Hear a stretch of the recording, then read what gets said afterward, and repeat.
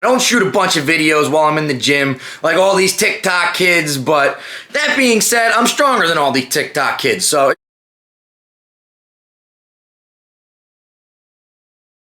What's going on, guys? Ed here, and today I'm going to be teaching you how to bench press.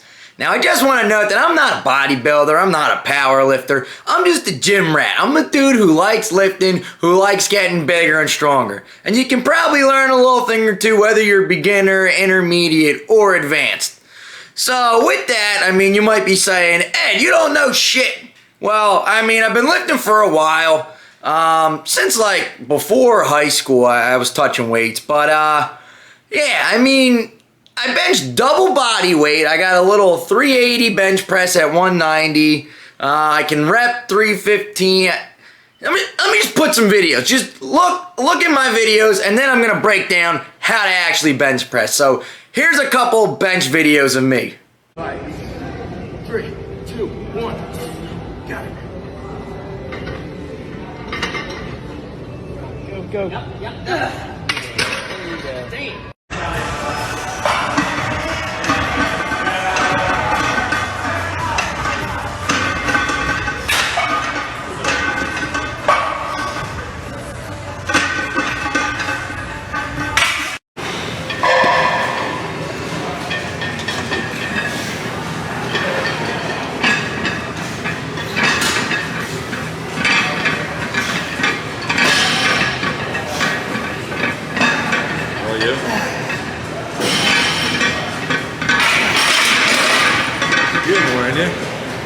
Alright, so those might have not been the cleanest examples of a perfectly executed bench, but those are just a couple videos that I gathered over my last couple months lifting. I don't shoot a bunch of videos while I'm in the gym like all these TikTok kids, but that being said, I'm stronger than all these TikTok kids. So if you're going to listen to them and watch their videos, may as well listen to me. Let's learn something here.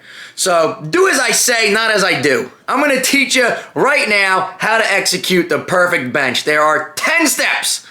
Step number 10, we're going to start from the bottom up. And we're starting from our feet, because everything's connected in the bench press. So tip number 10, plant your feet. You want to use your feet as a nice, solid point of contact with the ground. You want to be driving through your feet with the bench press. Everything is connected, so don't let your feet just like kick out all over the place and be squirming.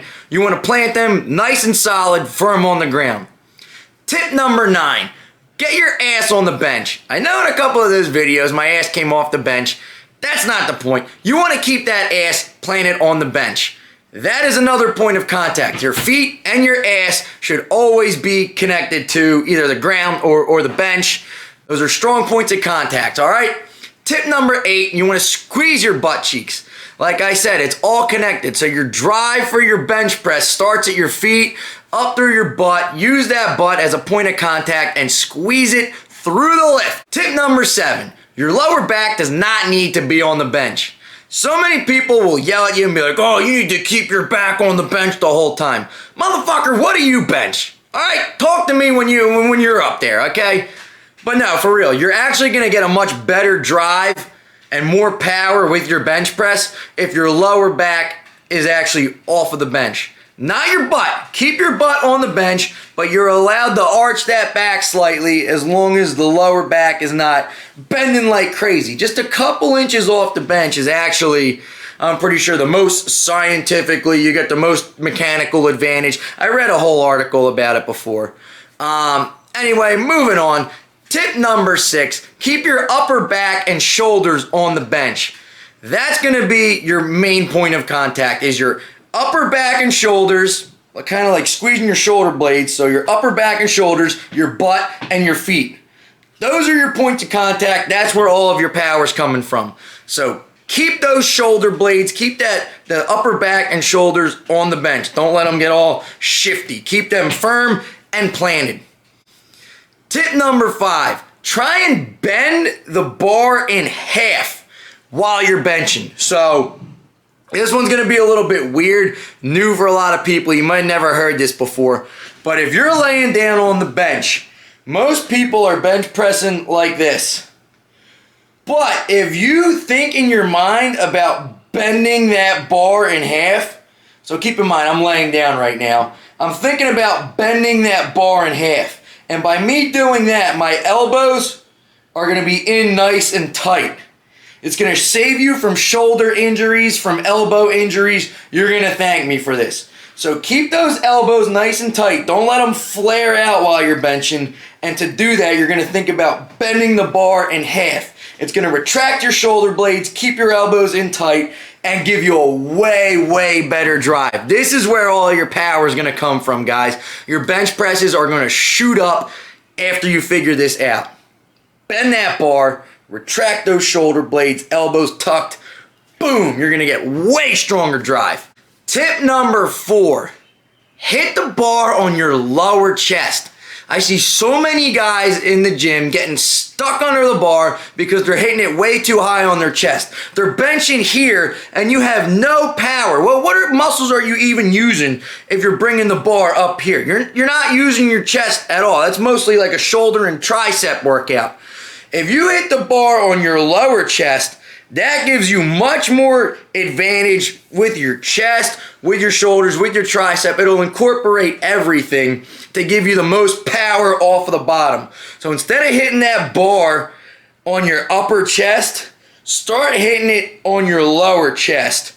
And you're going to get way better results. The bench is going to start moving up a lot quicker. I'm telling you. Tip number 3, which I already touched on slightly, is to pinch your shoulder blades, or think about pinching your back on the way down. So don't let your chest kind of hollow out while you're benching and do one of these and just try and lift it with your arms.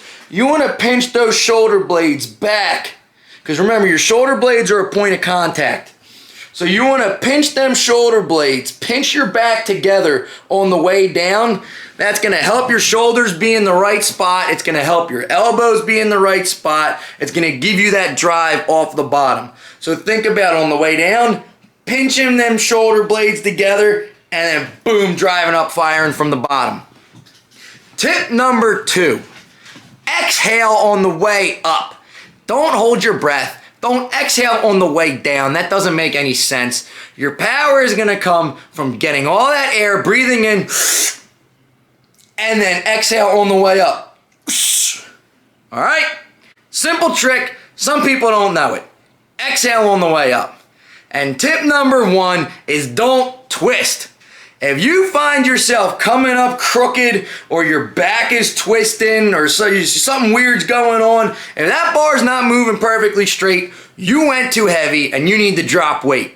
Don't ever twist. You're going to pull something in your back, or you're going to drop the weight, or something's going to happen. You're going to get injured. So never twist. There you go, guys. There are my 10 tips for how to execute a perfect bench press. If you have any questions, if you have anything you want to add, comment below. Let me know. We can do a lot of lifts like this. I like this, actually. Bench press is one of my favorites. So this is the first one I'm tackling. Maybe we'll get the deadlifts next. Whatever you want to see, let's do it. For now, Ed out. Bye-bye.